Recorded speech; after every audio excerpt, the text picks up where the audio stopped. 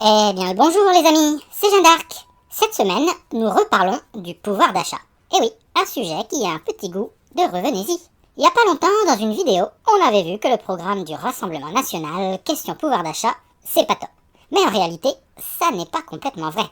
Des mesures en faveur du pouvoir d'achat, je peux vous en citer plein.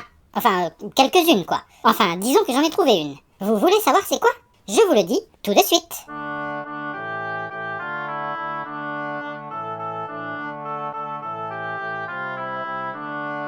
Alors, quelle est donc cette mystérieuse mesure en faveur du pouvoir d'achat?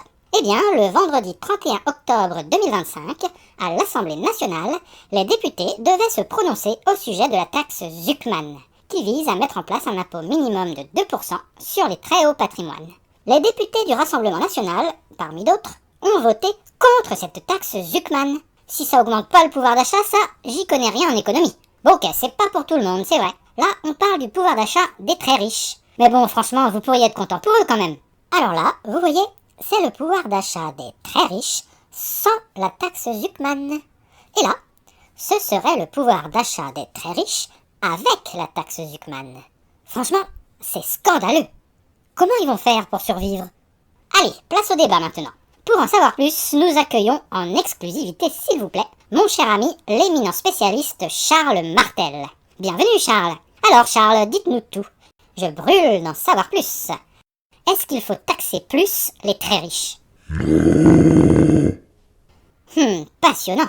Merci infiniment Charles pour cette analyse éclairante.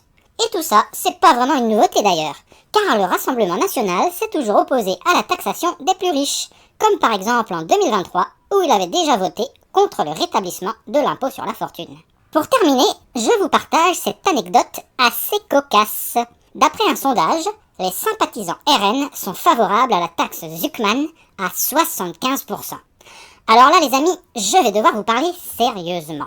N'essayez pas de réfléchir par vous-même comme ça et d'avoir vos propres opinions. Ce n'est pas bon pour vous. Je vous le dis en toute amitié, vous risquez de vous faire mal. Écoutez plutôt ce que vos dirigeants ont décidé pour vous, c'est pour votre bien. Alors, on fait le bilan? Pour lutter pour la justice fiscale et contre les inégalités de revenus et de patrimoine, l'extrême droite, c'est nul. Et voilà les amis, vous voilà plus éclairés sur la question. Je vous dis à très bientôt pour une nouvelle vidéo de réinformation avec Tata Jeanne d'Arc.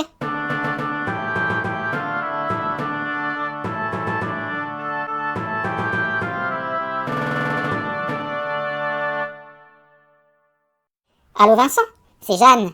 Dis, quand tu verras Bernard, tu pourras lui dire de ma part que j'ai fait passer le message? Il comprendra.